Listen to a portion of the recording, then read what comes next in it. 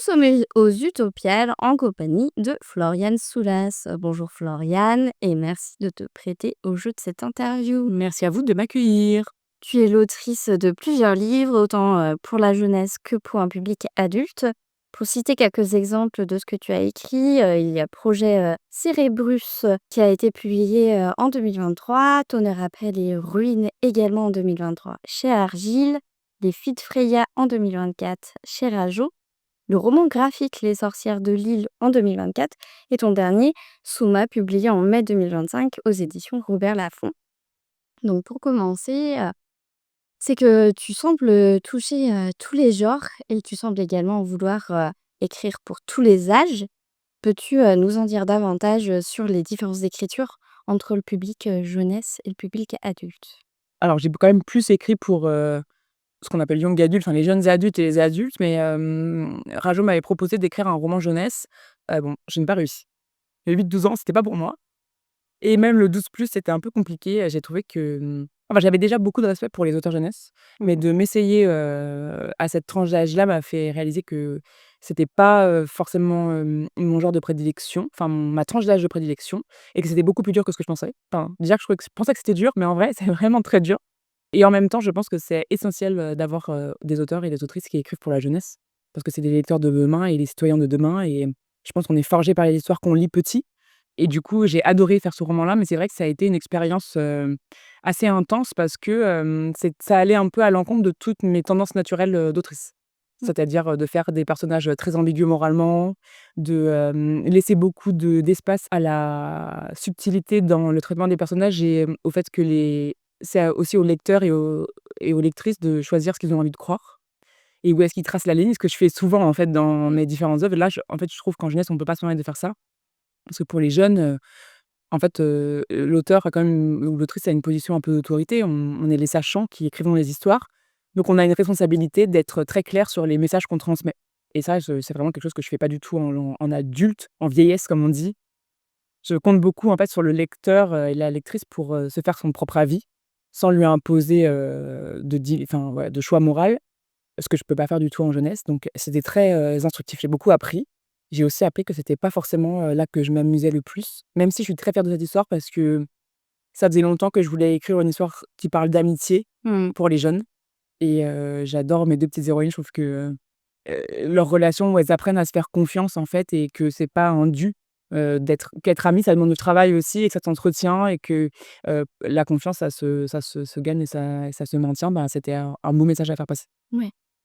Et justement, dans la plupart de tes écrits, on retrouve des thématiques fortes, engagées, sur, de profondes valeurs humaines. Est-ce que tu peux nous en dire davantage, sur ce point-là? Oui, c'est vrai que j'ai des marottes, le thème assez, toujours les mêmes. Oui, j'aime beaucoup écrire, sur, la place, de l'individu dans le monde, comment on se trouve, une place dans le monde, surtout dans des sociétés où en fait on a tendance à vouloir décider pour nous que notre petite case ce sera ça Mmh mh. et qu'on peut plus en sortir. Comment on fait pour, sortir du carcan? Comment on fait pour décider, qu'on a envie d'être quelque chose? Trouver ce qu'on a envie d'être et ce qu'on est vraiment, c'est vraiment 2 choses, qui sont pas forcément faciles, surtout à l'adolescence et après j'ai vraiment toute une dimension, on va dire féministe, mais d'interrogation autour Ouais. du corps tout court parce que je trouve que, la méta-humanité, le fait que l'humanité, en fait, clairement a envie de se modifier, de s'améliorer, d'enlever des morceaux pour en mettre d'autres, donc déjà je trouve ça assez, fascinant. Mais surtout, toutes ces injonctions qu'on impose au corps de manière sociétale, notamment au corps des femmes.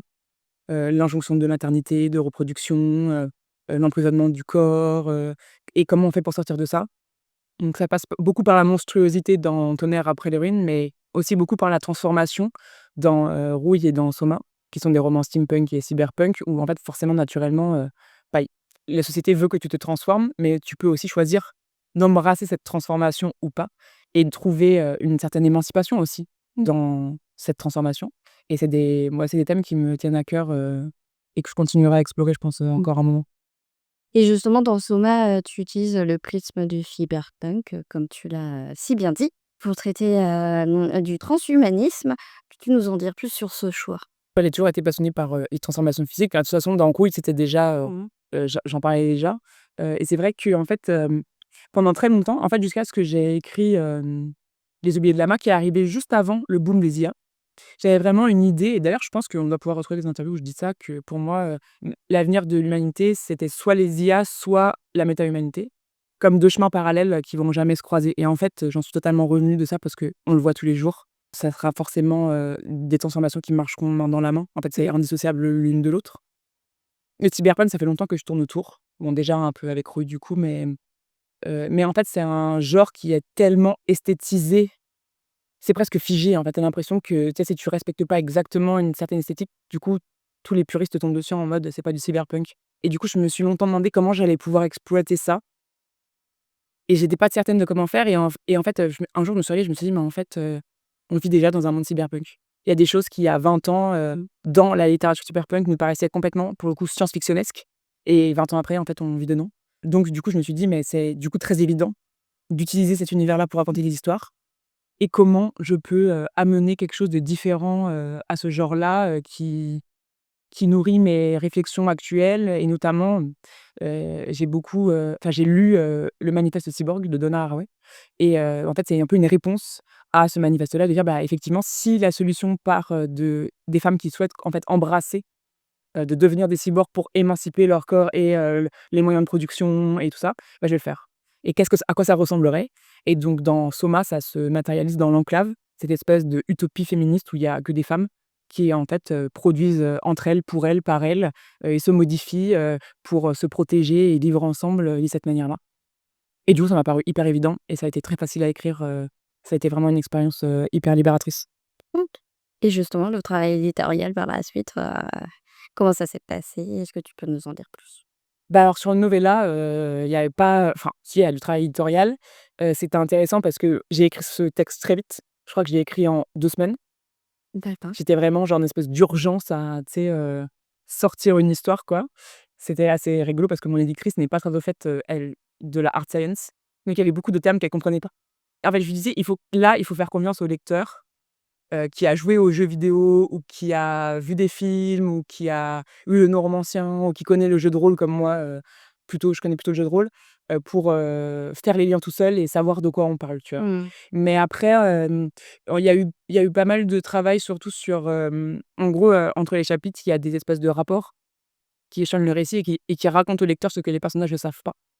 Et ça, on s'est beaucoup posé la question de comment on le met en page pour que ça rentre dans la forme du récit et dans le fond, dans quel ordre on les met aussi. Moi, je voulais absolument terminer le récit par, en fait, ce qui est le dernier rapport que l'on reçoit et qui est, en fait, le point de bascule où, la scientifique qui crée ces intelligences artificielles comprend qu'en fait, elles ont accédé à une forme de conscience et je voulais qu'on termine sur ça. Mais l'éditrice, elle voulait pas du tout. Elle dit que c'était trop quand elle trouvait que ça marchait pas et bon, là, sur ce coup-là, je lui ai fait confiance et j'ai dit: «Bon d'accord, on le met en avant-dernier et on termine sur un vrai chapitre, de destruction totale, mais de mort, mais ouais, dans ma tête, c'était sur ça qu'il fallait finir et bon, je pense qu'au final, c'est pas l'un ou l'autre aurait été bien, visiblement ça a choqué personne, personne n'a parlé de la fin plus qu'autre chose, donc si, c'était probablement mon choix de faire comme ça. Par ailleurs, tu as participé à La Bonne Auberge. Est-ce que tu peux nous en dire davantage, là-dessus? C'était trop bien.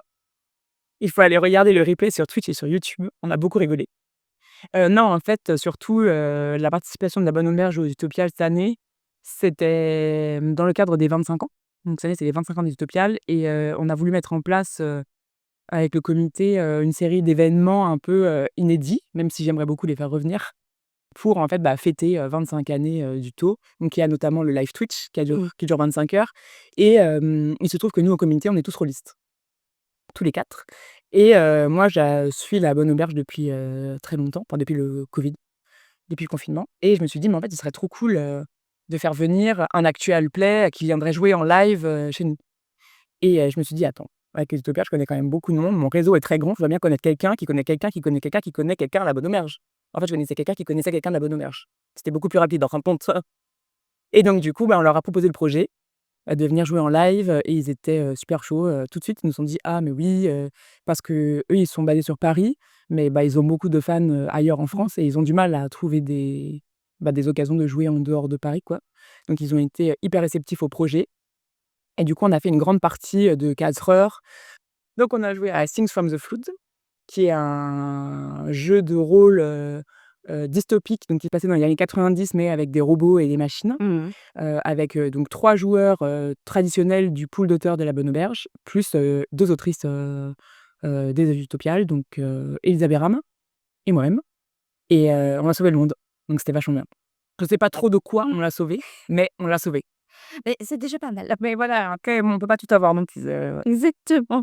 Et quels sont tes projets, futurs, littéraires ou non? Il paraît justement que tu prépares, l'accueil de la, Worldcon 2032 à Nantes. Oui, c'est un projet, sur lequel on travaille déjà depuis 2 ans avec Mmh. la cité et un de nos comités, complètement différents, d'accueillir, une Worldcon à Nantes parce que donc bientôt la Worldcon aura 100 ans. Je crois que c'est en 2037 ou en 2039, quelque Mmh. chose comme ça et il n'y a jamais eu de Worldcon en France. Il y a eu plusieurs tentatives qui n'ont pas abouti, de faire venir la Worldcon à Nice, à Amiens et à Paris, mais du coup, ça n'a jamais été fait et ce serait quand même dommage, alors qu'on est quand même un peu des précurseurs, dans le milieu de la SF, de jamais avoir eu une Worldcon en France.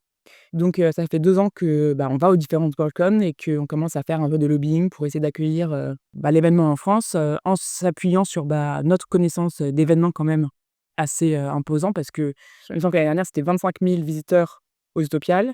Une Worldcon, c'est plutôt entre 5 et 8 000. Mmh. Donc bon, a priori, on devrait pouvoir gérer, Ouais. ce genre de choses et puis ouais, pour enfin pouvoir, amener, un peu de visibilité aussi, à la France, à nos auteurs, à notre culture de la SF et à, tout ce qu'on a à montrer, au monde Mmh.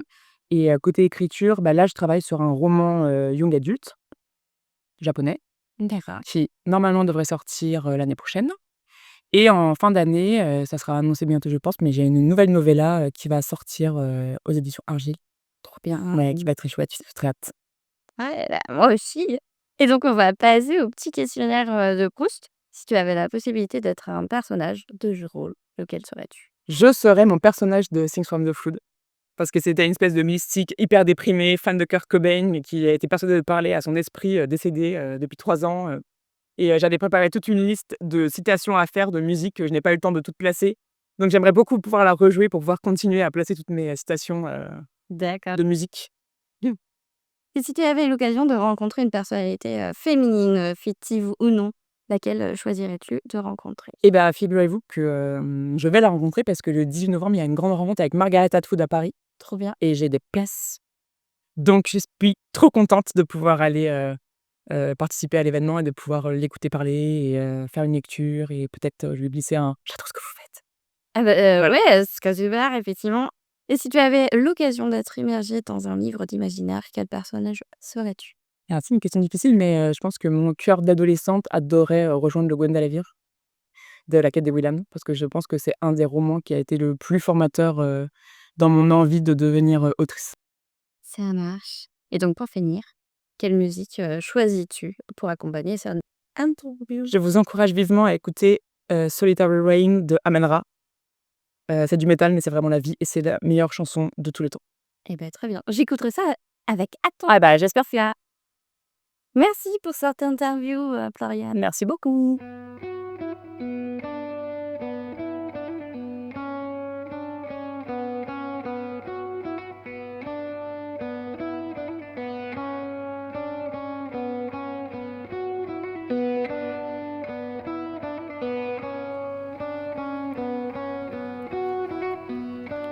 I see distance in your eyes. Bury me. Just leave tonight. You touch divine. I saw distance in your eyes. You came to claim what was his, and for years I lived a solitary reign.